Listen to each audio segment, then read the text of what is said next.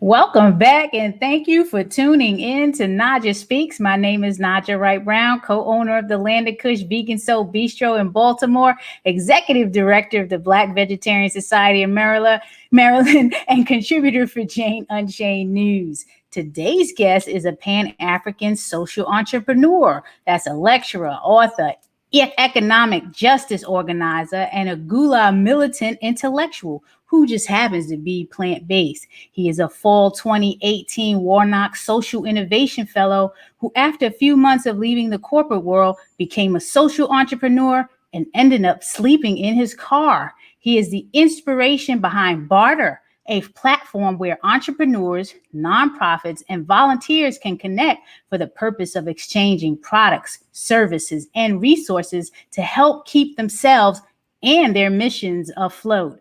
He is also the author of Raising Me, the story of a young boy named Jerome that navigates through his community and identifies the village that gives him the support he strongly desires. Through the knowledge, motivation, and wisdom he receives from the elders in his community, Jerome learns about the gift that is available to every child in the absence of one or both parents. This is a message for the youth that adults need to hear. And without further ado, introducing Larry Shaw, also known as the Geechee Motivator.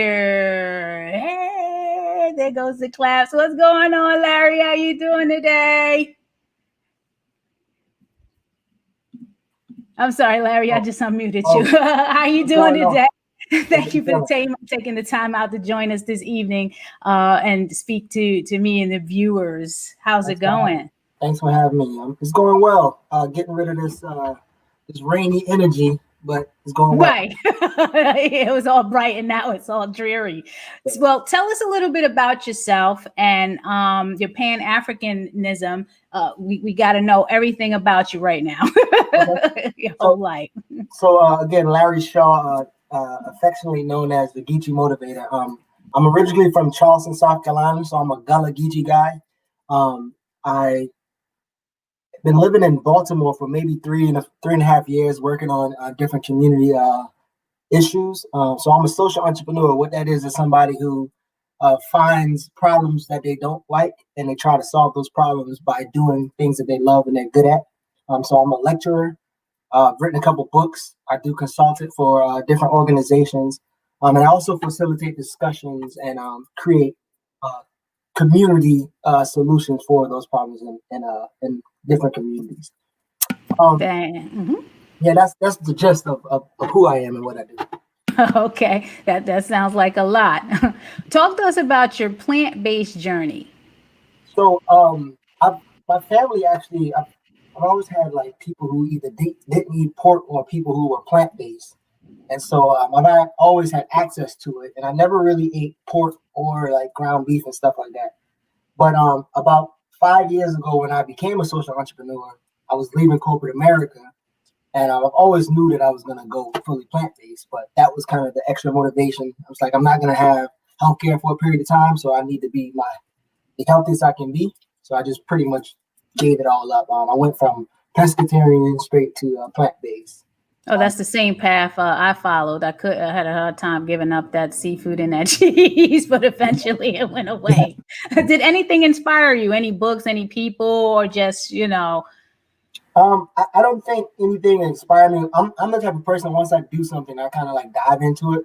So after deciding to do it, I've read a lot of books and watched different videos and lectures and stuff like that. So I educate myself around it so that I can strengthen the choice that I made. But no person or thing other than me wanting to be my healthiest inspired or motivated me to do it.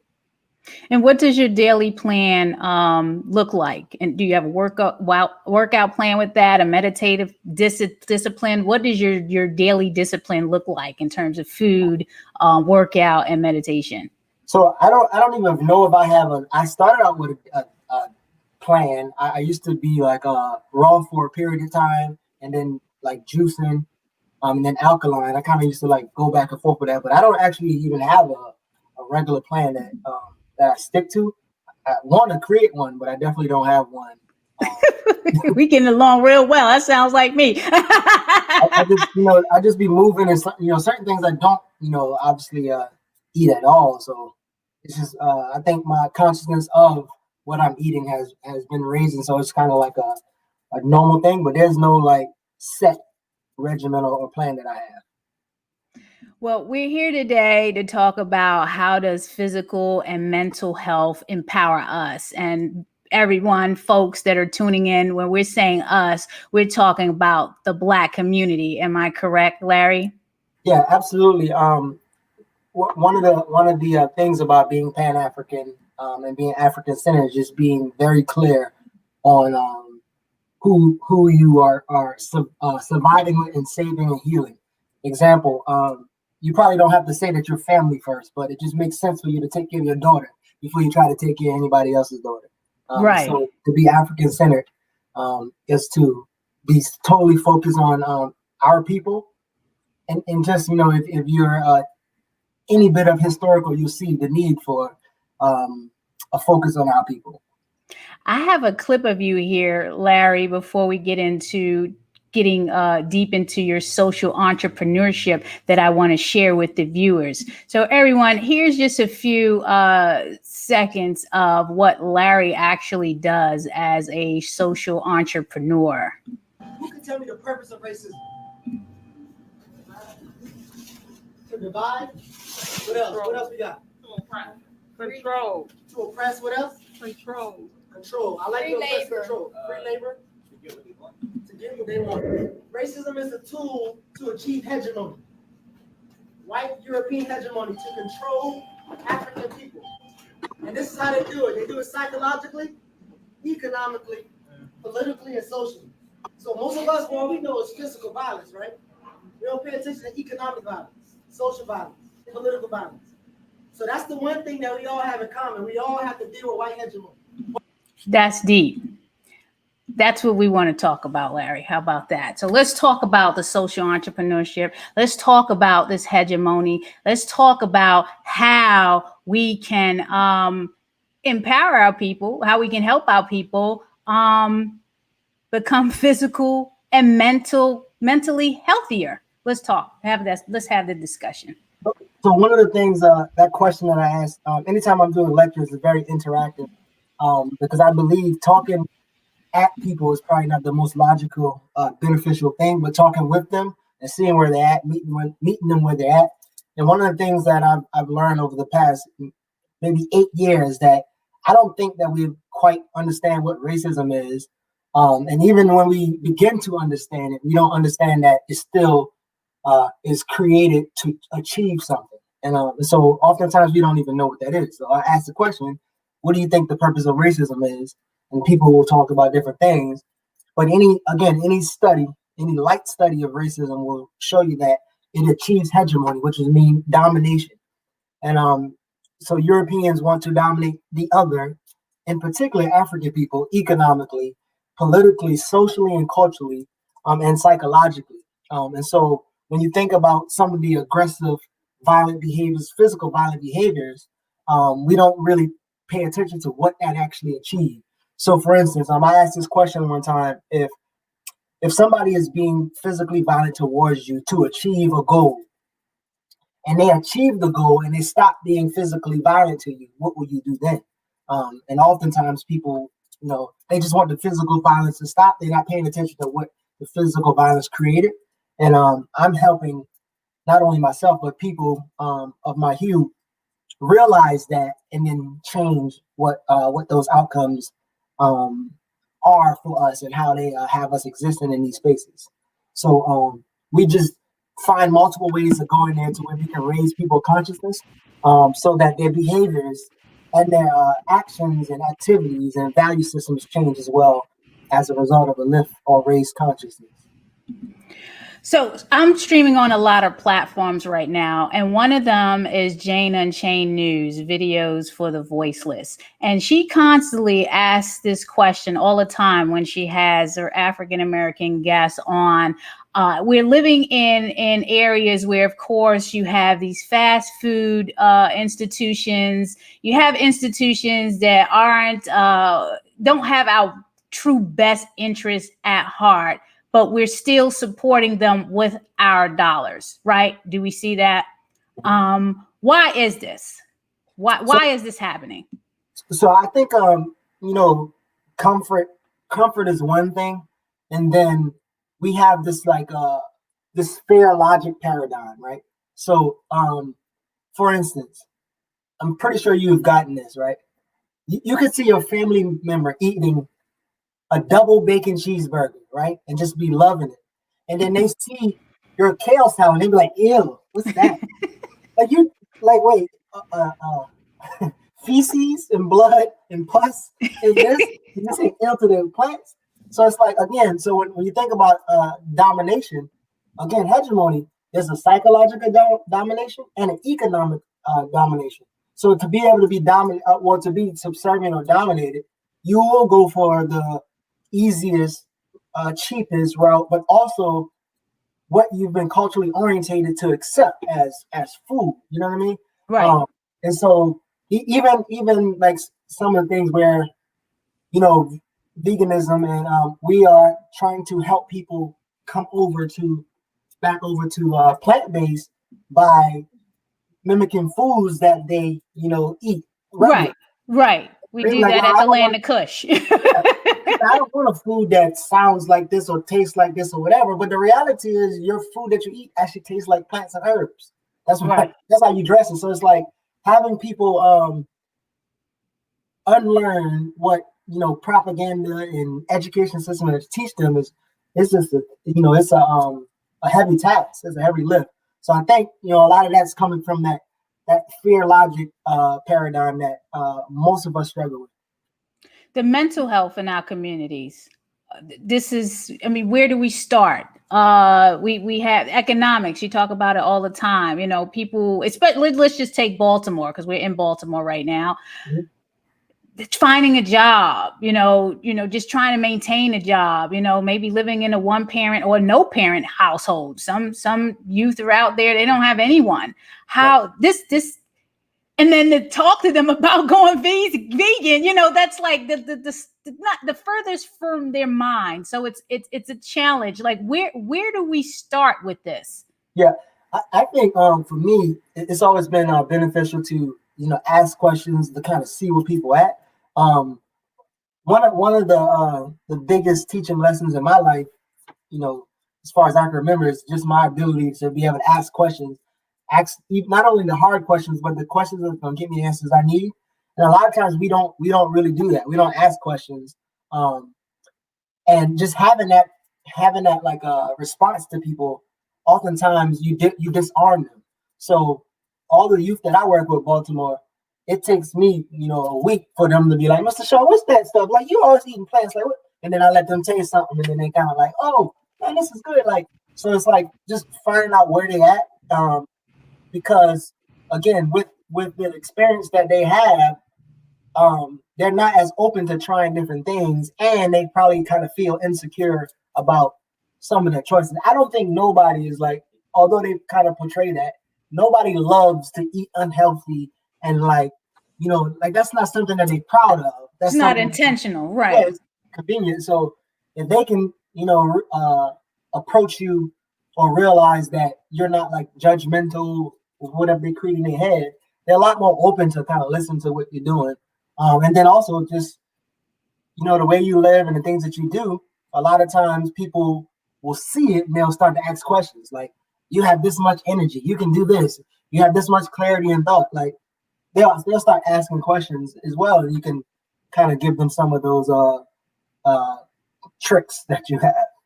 And let me ask you this. So with the animal rights, and of course it is still in this time that Black people are called animals. Now we're all mammals, but in the animal rights movement, we tend to get really, really offended when the term slavery is used with the oppression of animals, right or wrong. People just don't take, our people just don't take too well to that, even though we're all mammals, and from definition standpoint, we're all animals. Why is it that our people take offense to that in the animal rights movement? So, I mean, I don't, I think I'm in different circles. And so sometimes it's like you hear different arguments. But in terms of, one of the easiest things that I kind of explain, like, I'm not like a animal lover in the sense of like, I need a pet, right?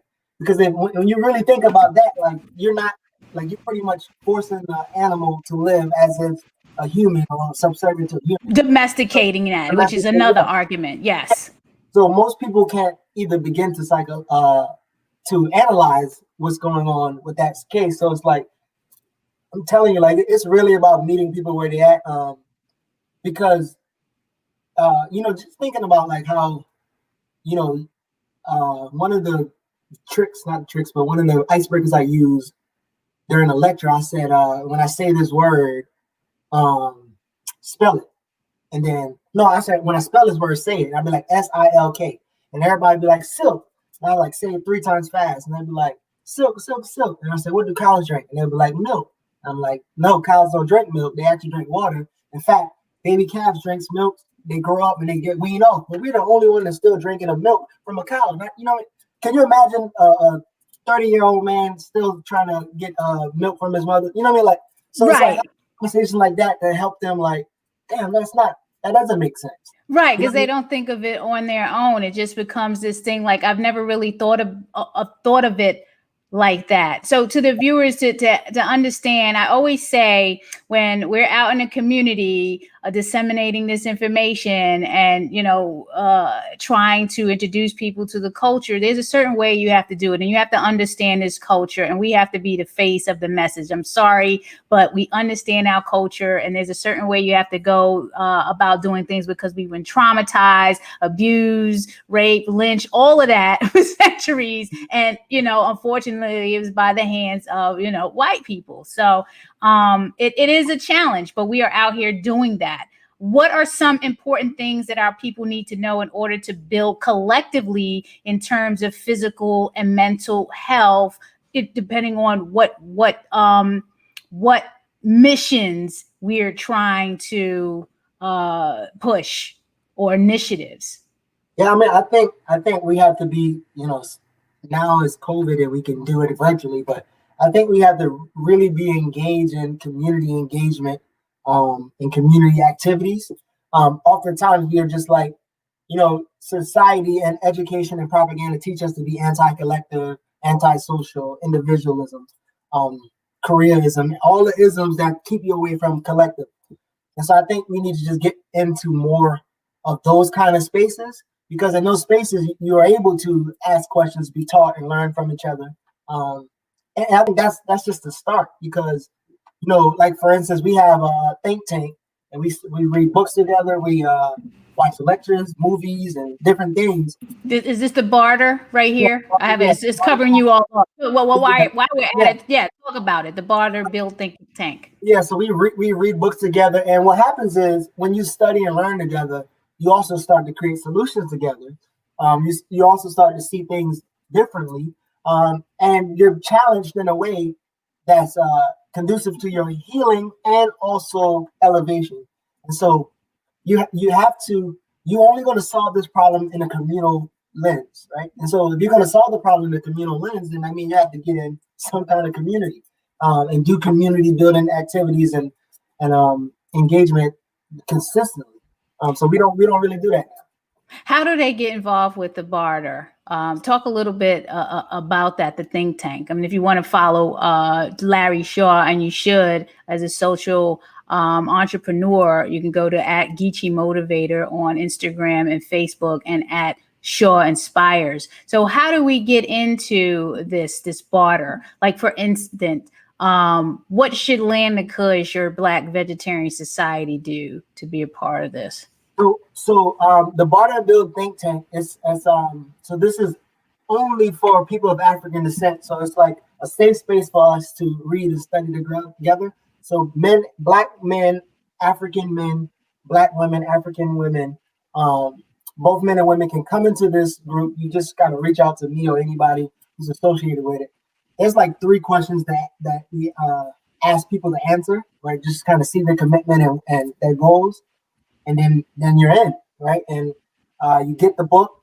Like right now, we're reading Yorugu, which is it's an African, the one on the far right, Marima Ani's. It's an African-centered critique to European cultural thought and behavior. Like if you look throughout history, you won't find any kind of critique of European culture or behavior from an African-centered lens. But you see all this critique and stuff of African behavior and Black African American. And so she goes really deep into history from Plato, Platonic thought to now, and you'll start to kind of understand things, not only why you do things, but also why those other people do things. And we just study together, like I said, create solutions. If you want to be involved in it, you can message me on any one of those platforms, and we can definitely get you in the group. How long has this been going on, the bARTer? Is this something new that you just started? So bARTer and Build has been going on. So I've started being a social entrepreneur maybe 5 years ago, and bARTer and Build started like 4 years ago, because immediately once I went to be a social entrepreneur, not knowing exactly what I want to do, but just trying to figure it out, I knew that change makers, it's hard to have a team and it's hard to have capital. So I created this concept of bARTer and Build, with, again, it's for people of African descent who are problem solvers. One, if you're in a group who's bartering, you don't have to use fiat currency, because you have something that's more valuable than the currency among yourselves. And so let's say, for instance, if you're a website designer and I am a writer, I write something for you and you do my website, and then we promote our business to bring people back into our space. And then the build component is we always having conversations and discussions around different important topics. So that's something that started about 4.5 years ago.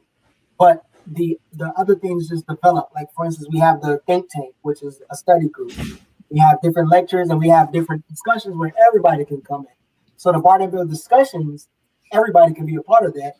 Just know that the topics, sometimes they can be triggering or hard or difficult to be a part of, but everybody can be a part of the discussions. The book think tank is only for Black men and Black women. And then the group, to be a member of the group, is only for Black owned or Black organized organizations and businesses and individuals. So you're taking it way back to the beginning of business and how businesses have interacted. So great work, Larry. Back to the social entrepreneurship, because I know we skipped to the bARTer. How did the passion begin? Now, you left corporate America, you became the social entrepreneur, and then you were homeless. Talk about that story and how you overcame, because that's going to be the next question. What type of challenges did you face, or do you face in your role as a social entrepreneur, and how did you overcome them?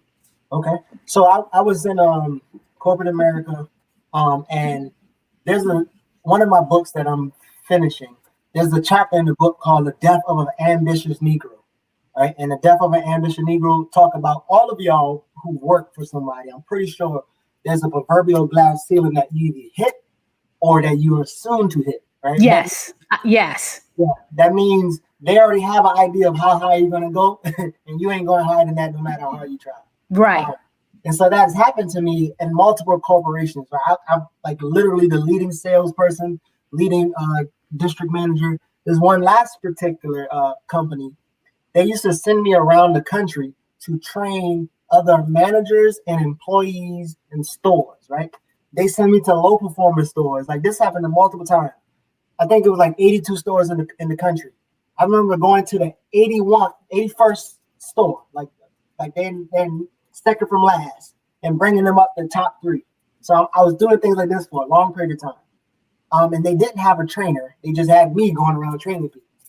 Now, I am more passionate about training and teaching rather than trying to manage day-to-day different stores.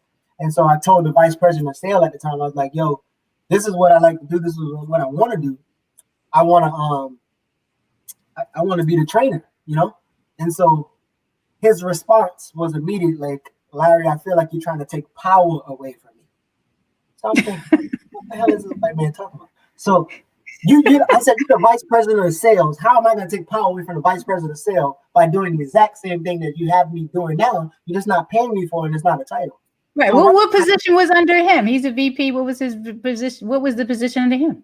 VP, it was regional directors, area directors, and then district managers. So it's like the training person would have even been in that space. It would have just been something totally different. But he was like, I feel like you're trying to take power away from me. I'm like, yeah, all right. Well, you're the vice president of sales. You design the curriculum. I'm going to be doing exactly the same thing that you're doing. So then I realized, okay, I'm not about to be being flown around and going to these different places and not being paid to do it, not being respected at all, for real, if you ask me. And so I'm just going to do what I'm supposed to, what you guys paid me to do and what my title said to do. Then their goal was to, okay, well, if we can't overwork this person anymore, then let's try to find a way to get rid of them. So they spent like the next 6 months trying to get rid of me. They literally was hiring people from outside the company to be my supervisor to try to get rid of me, to try to frustrate me. Now, the unique thing is the company modeled themselves after promoted from within. You know, they would never bring somebody in and put with it, but they promote from within. But in that particular case, they kept putting somebody over me. And each person kept failing. I guess they couldn't get rid of me for whatever reason. The last person was like even more incompetent than the rest of the people. Like they would just do different things. And I would always like keep a running track and document everything. So they just really didn't have a leg to stand on. And then like finally they was like, and after failing so many times, they're like, you know what? We're just gonna, cut our losses, and you go your way, we go ours. And I'm like, and they gave me this 2-week severance package paper. I'm like, it's like, nah, I'm gonna talk to my lawyer, and then we can talk back to this.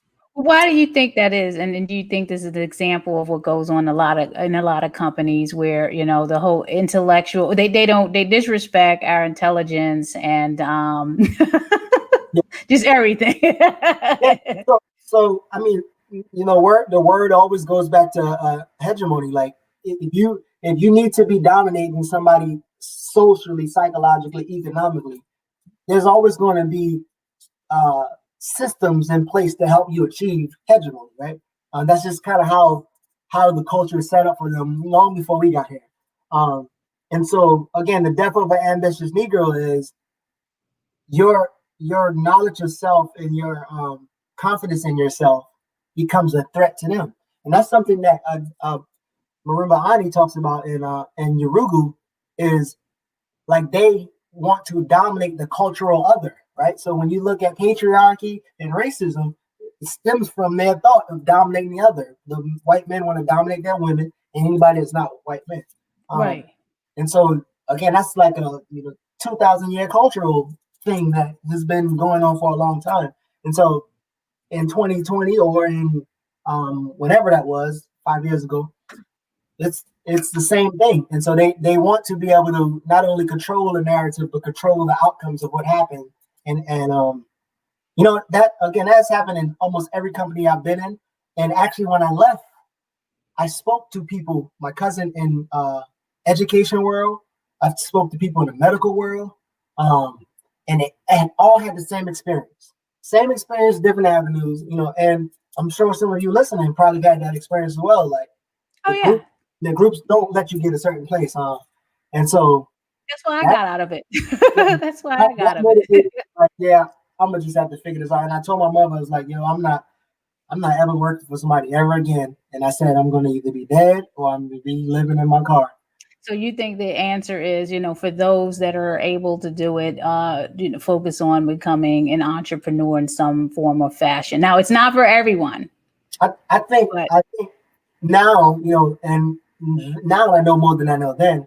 I think that we have to understand. So when you talk about education, right? The world is, or the United States is how it is right now, and the people in control of education are people who are Eurocentric people. So when they teach children, they'll teach them to conserve whatever system is in place. Well, that's not going to work for African people. So you have to revolt what's ever in place. So if you're not giving your kids a revolutionary education, then you're just going to have them conserving the things where things are. So in a revolutionary education, entrepreneur is cool, but it's more so of having business with intention to build wealth and space and freedom for your people. So that might be entrepreneurship, but it also might be working for an African-centered organization or group that's already established and helping them evolve. You know what I mean? So it really just depends on the situation. I'm not going to convince somebody to be an entrepreneur if, you know what I mean? Like, if it's already 7 barbershops, you be in the 8th barbershop, black barbershop, and you're not going to be able to build any wealth because you're not circulating or growing any dollars. You just kind of isolate and working on your own. So I won't encourage you to be an entrepreneur unless it makes sense and that you can actually do something for your people economically and socially rather than like build your individual self up. You're listening to Larry Shaw. You can follow him on Facebook at Geechee Motivator and at Shaw Inspires. We're talking about how physical and mental health can empower us as a people, the African American community. Again, this is Naijha Wright Brown. Like and subscribe to NaijhaSpeaks.com. Please leave a question or comment, and also take the survey. I will be posting that because I will be looking at some programming and trying to make some adjustments. So please subscribe, Naijha Speaks, take the survey. And again, this is great information. Larry, you got all of us thinking. So all the people that are tuning in, Larry is definitely dropping some African history and American history and things that have been going on with us in corporate America, and just helping us think on ways we need to empower ourselves to lift ourselves up economically. Talk to us about Raising Me, the book. What inspired you to write this? So one of the things that I'm ever grateful for is having a village that I kind of created in my own mind and social space. But growing up in Charleston, there were people in my community that I kind of looked up to, and for certain reasons, I follow them. So, for instance, Dave Copeland, he was a coach, but he also was like a good father and husband. And I'm like, yo, I want to be like him when I grow up, And so, Jimmy, who's a guy who owned Fifth Avenue Fashions, where I used to work at as a young kid, he showed me how to, not only be a salesman, but how to not be so spending with my money and rather than like making money. And so it was tons of different people in there, and I wanted to kind of pay homage to them, but also write a book for youth to help them identify their village. And then lastly, the main goal was to rebuild a relationship between youth and elders. And so in this book, as you're reading it with your youth, it sparks a lot of dialogue between the elders and the youth. And so again, the end goal of the book was to rebuild that relationship, because I believe until we can get the youth's passion and innovation matched with the elders' wisdom, we're going to kind of be in the space that we're in for a long time. And you can get that book on Amazon, and I'm going to post the Smile link that we have for Black Veg Society in Maryland. We've added the book to our list of suggested reading. So, please support that. Some of the stuff that we do here at the Land of Kush, if anybody notices, we bring in a lot of community youth, people that may not be hired anywhere else. And we do that for a reason, because if not us, then who? And some of the stuff that you talked about, guidance and trying to teach people how to save, or whatever it is that myself and my husband, Greg, have learned as we were coming up, we try to instill in the employees that we have here. And no, it's not easy. The type of people we hire have gone through trauma. They're still going through trauma. There's a lot of things that are happening, and trying to teach them good customer service, whatever it is we're trying to teach them. It can be challenging, but it has to be done. Because again, if not us, then who? So, this book definitely should be an inspiration to someone, the youth. Please get this book, give it to your child, give it to somebody that needs it, because if you could see the pictures there, gun cough, and we see this all the time in the news that is where it's depicted. So thank you for writing that book, Larry. How are you navigating your profession through the COVID-19 pandemic? So a lot of my work is already virtual based. In terms of a contract, I'm doing this research work in West Baltimore. that's been a little bit difficult because, I normally have like a team of people on the streets doing surveys and talking to people, which that's harder. So it has to be more of a virtual based thing. But I mean, it also has, it also really hasn't affected me so much. It actually slow people down so they can actually get some of the content and be a part of some of the discussions. You don't have so many excuses like, oh, I have to go here. Like, no, you can literally sit here and be a part of some kind of community building session. Larry had you in a 2-hour meeting one time. We were talking about Black women and Black men not getting along with each other, right? 2 hours. Sometimes they get long. Those conversations definitely get long sometimes. I have to actually stop them, and people be like, "Oh, that was too short." I'm like, "No, we was on here for 2 hours. Can't be that short." But just those spaces, creating those spaces, have always been something I've been doing pre-COVID. It hasn't hurt; it actually increased it because, like I said, people have more time to join book clubs and read. All that say, you didn't have all the time reading and all the stuff. You have a lot of time to read now and elevate your mind, so that when COVID is over, you don't go back to normal. You go back to revolution. What do we have here? What's going on with this? So I'm a part of a couple groups, right? And so one group, we have this communiversity that we have. I think last month or August, we did the 100-year return, 100-year in the whirlwind of Marcus Garvey. And you have a bunch of like beautiful speakers speaking about different things. And this is the second one we're doing. And we're talking about like the prophecy, the prophets, and the revolutionaries. I will be talking about Jean-Jacques Dessalines, who was the liberator for Haiti. And I'll be talking about him and his revolution, and Toya, who raised him to be a revolutionary since a baby, and what he did to gain Haiti, which means Haiti, gain independence and freedom there. And so I'll be talking about that. But like I said, there'll be tons of brothers and sisters that have different topics and different people that they'll be talking about as well. And then they can go, that site is dtc1.org. Yep. It's October 17th and 18th.